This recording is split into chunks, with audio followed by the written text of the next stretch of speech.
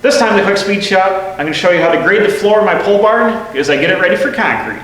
I'm a professional, don't try this at home.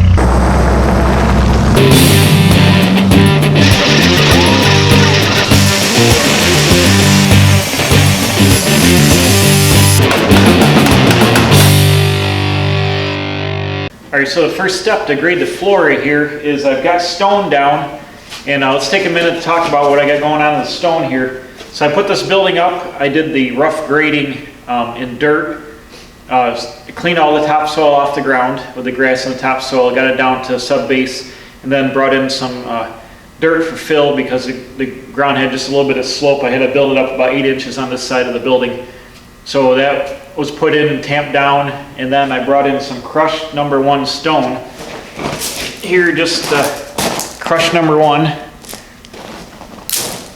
And a lot of people will build buildings, they'll use crusher run, which is like 1 and 2 stone mixed together with some fines, and it makes a really good base. But since I had a good base of really compact dirt under here to start with, I had a good base to begin with. And I like the number 1 stone because if you use like crusher run or something with fines in it, you need to tamp that. Once you use it for fill, you need to tamp it down really good. And if you adjust it all, you need to tamp it. But with crushed stone, like number 1 stone here, there's no way to compact it, and it's really easy to work with. So once you put it down, it is as compact as it's going to be. So I can play around with here, I can grade around with it, change the grade a little bit, add some, take some away, and my final compaction is still there. So it works really good for putting under concrete. So what I'm going to do under the floor is first a stone, then there's going to be a vapor barrier of really heavy mill plastic. I'll show you that later. So there'll be a vapor barrier, and then I'm putting 2-inch foam right here, 2-inch foam underneath the concrete to create a thermal barrier between the ground and the building. When I built the building, I also cut this 2-inch foam, and I put it 3 feet into the ground all the way in the perimeter of the building to help make a foam envelope underneath the floor to keep the ground from freezing under the building. It won't pretty much freeze in the middle, but the freeze would creep in from the sides, and I've got to try to keep it from freezing. And most people use the foam if they're going to do a heated floor, and that was my original plan, was to do a heated floor by putting PEX tubing in the floor and using a boiler system with glycol to heat the concrete, and it would radiate up into the building from there. So I was going to do that for this building because I store a lot of cars and things in here, and I wanted to have the radiant heat go up, and it's a really good way to store things that could sweat easily, like metal and cars and all that.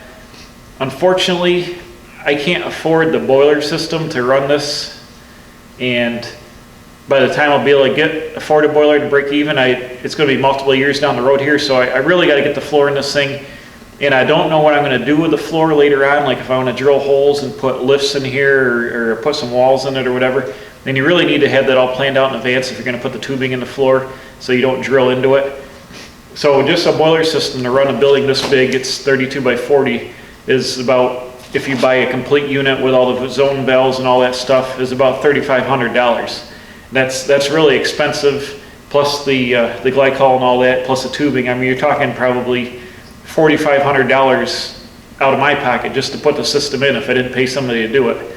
And I can put a hanging hot dog heater in here just like I did in my other garage for my cost like $800. Like fuel wise, they would probably use about the same amount of fuel, propane. I'd have to use propane here. They would use about the same amount of propane, so $3,500 difference is $2,500 once you take the cost of the hot dog heater unit out of it roughly. So the $2,500 difference when I spend $80 a month to heat my other garage would be years out just to break even. So I made the decision at this rate, it's not economically feasible for me to do the boiler system and the tubing, all that. I know a lot of you will probably be like, well, you should put the tubing in anyways, and that's fine.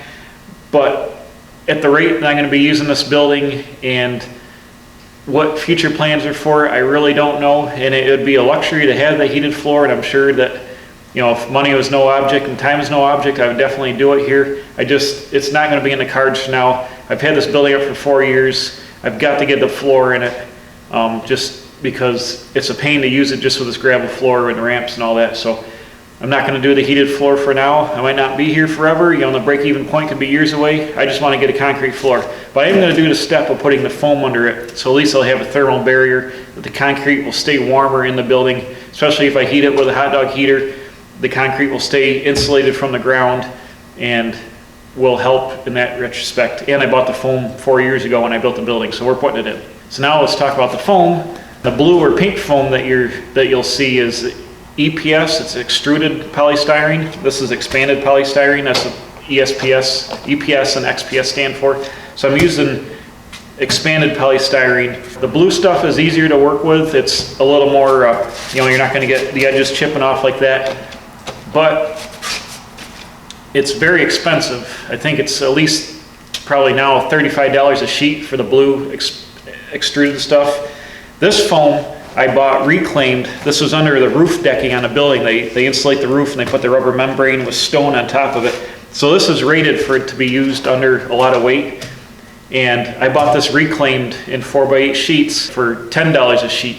So that was $500 I spent on buying the foam for this versus $32 or $35 a sheet for the blue stuff. I mean, you're talking $1,500 for foam. So I saved $1,000 by using this reclaimed expanded polystyrene foam.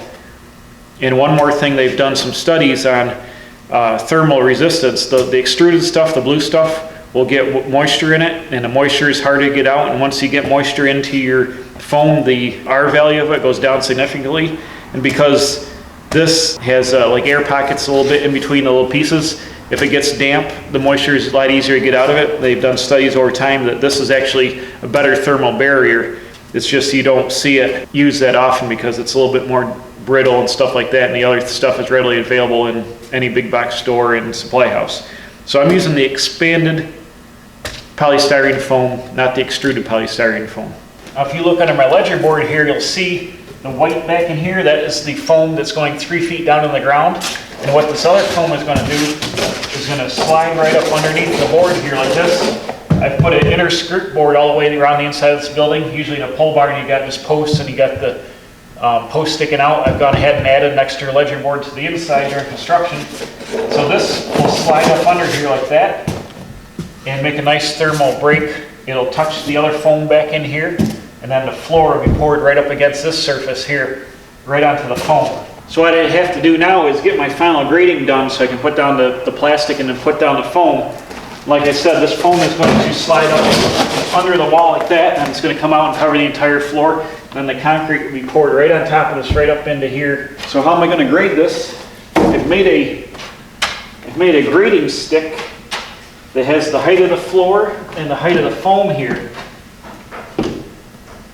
And what I can do is, this thing is 12 feet tall, the height of my building, and I can go right to the bottom of my roof trusses and then measure down to the stone, and this will be a grading stick. A professional would use a laser, and they would set up a laser that would spin, and then they would have a target that would beep, and you would be able to set your grade like that on a story pole. So I made just like a simple story pole that I can go like this. I can go up to a rafter, hit the rafter, and then I can go down here and see how much I got to grade. So I'll grade some more stone over like this here, and that will pick the foam up to where it's got to be, and then I'll have the proper height for the proper distance floor here.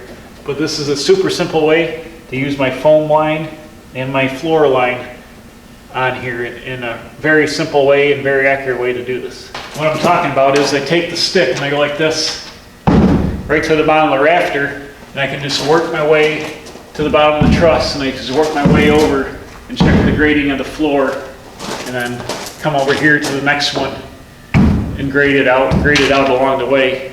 So I've got my story pole stick. I'm about ready to go. You can see the door over here. I've still got a ramp built under the door, and I'll be taking that out. This lumber here that the door is resting on will be replaced by some 3-inch angle iron that the door is going to close on some 3x3 angle iron.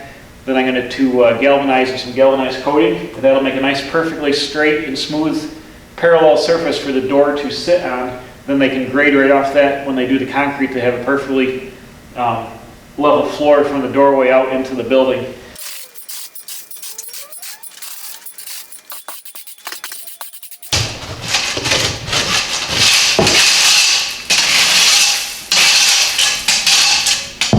Now since my level is 2 inches thick, I can use this as just a fast gauge to see how I'm going for the foam under here.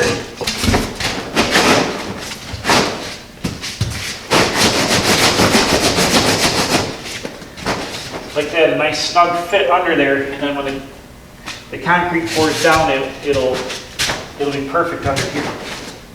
So that'll make a nice thermal break here, and then I can come out here with my story pole and get this down to where it's got to be height-wise, but the floor is going to be poured to about here, 6 inches up. You know, solid concrete on top of here. So that's what I'm going to do. I'm just going to go ahead and grade a whole bunch of this out and show you what it looks like.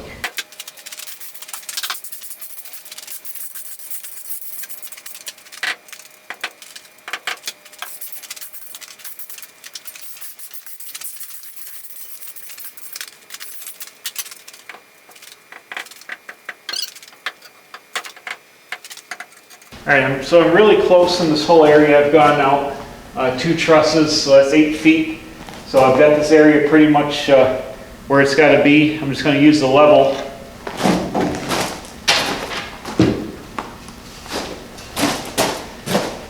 Just going to use the level and try to see how it looks. That's like right on the money. I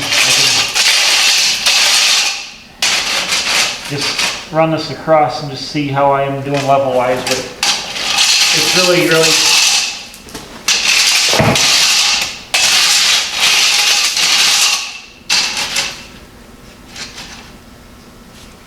really coming out flat. So this is as close as it's going to be. The stone kind of mushes around a little bit when you walk on it, but the foam will compress it down. So I've got this area worked out good. I'm just going to keep working my way through the building. Right now, what I got over here in front of my big door is I had to have a way to get in and out of the building. So when I poured the concrete aprons outside here, I framed them with 2x6s, and there's posts to make the outside edge. And then I just kind of ramped this down to wood. So now I'm going to tear all this out so I can do the grading out of there and get it out there. All right, now I got to be extremely careful because there's nothing to shut the door on. I close the one latch just to keep it from going down too far. But you can see under here, you can see the concrete for the apron, which is about 5 inches thick on the outside. I'll go ahead and get my angle iron ready. We'll set that up. I'll show you what I'm talking about there. This door is going to close on and give a nice straight surface for the floor. But now I can go ahead and grade all this back with the door ramp out of the way and continue on across the front of the building. Okay, I'm doing good here. I'm graded about halfway out to the center of the building. I'm just working my way along. As you can see over here, I've got it graded down to my 2 inches for the foam under the board, and then it drops away here a little bit. So I've been raking. I'm at the back garage door, which I've got at grade, and it was high here in the center. I'm sorry, it was low in the center, so it was high by the door. So I've taken the gravel from there and I've dragged it over here. I'm slowly filling in this low area here with my extra stone. I've also graded out between the 2 garage doors over here. I'm working the extra stone out. It was high here, but then it kind of gets about 1 inch low in here, so I can use that extra stone to go and fill this in, and I've still got a load in the wheelbarrow. As you can see, I got a couple of ramps over here. I'm going to leave those in for tonight just to put my Model A truck in here out of the rain. But I've got this ramp over here. This door tore down. Tomorrow I'll take the wood frame off underneath the door and put the angle iron on, and the same thing with that one. But I'll pretty much, after maybe another couple hours, I'll have this whole thing graded out nice tonight. All right, so this is what I'm going to use for set the doors on. I went and had them saw out 12-foot pieces of 3x3x1/4 wall angle, and this is going to bolt to the sill under the door, and then with some lag bolts through the ends of it's over here, and then the doors will close on this, and this will give a really nice flat surface to bring the concrete up to. And so to protect this from rusting, I've got some cold galvanizing compound here from Rust-Oleum. I'm just going to leave the mill scale right on. I'm just going to hit these and paint them up with a galvanized coating. And then once I install them, I'll probably hit them with fluid film too, just to keep the moisture off them. But for now, I'm going to go ahead and rail can this on, and then I'll drill them and get them bolted up on under the doors so I get something to set the doors on. All right, the last step I'm going to do in this video is I've got these angle irons for the door, Got them all painted up with that galvanized coating. It's dry. I've drilled 3 holes on the end. I'm going to use some 3/8 lag bolts to lag them into the inner sill plate of the garage door. So I'm going to do that next time.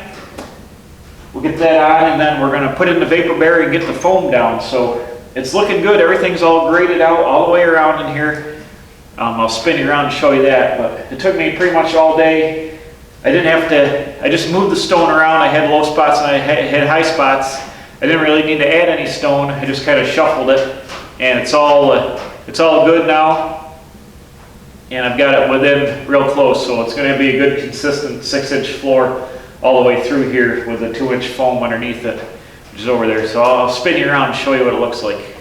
Got it all graded out under the board here. I just got to move that cabinet outside and finish that little spot. This is all graded up here. Got the lawn tractor I got to get out of here. And it's graded all the way around. Bam, I just got to take the boards off under the doors over here. I got to get the Model A hot rod shop truck outside, cover that up. Unfortunately, it's going to rain for the next 2 days, so I got to finish up everything outside in the rain, but I'll pull that out, break down those ramps, and then finish, lag it all up and get ready to go. Okay, I'm ready to install the angle iron under the door here. Before I do that, I'm going to take some fluid film. It's my overflow can here. Fluid film right there. I'm just going to brush this on. This is on the side that's going to face the concrete apron outside. And this will just seep into the metal and help with corrosion resistance here. Just going to slop her up on with my nasty brush. Get it coated up there good. All right, now at the door, this side is going to bolt to the wood frame. I've gone ahead and I put a couple little sleeper blocks here on the wall to hold the piece up to where I want it to be. So I'm going to lock this on over here. Use a fluid film can to keep it from tipping over. Get up there. Get up there. What happened? Who's texting? Come on, man.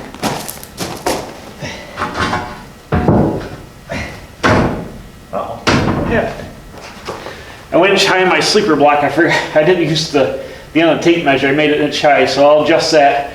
But let me go ahead and get this one side tagged in, and I'll adjust that. Hold on a second. Okay.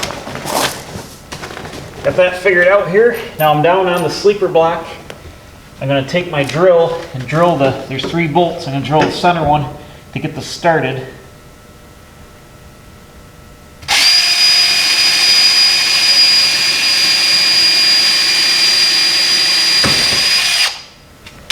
Then I'm using some lag screws, some 3/8 lag screws to go ahead and hold this right to the wall.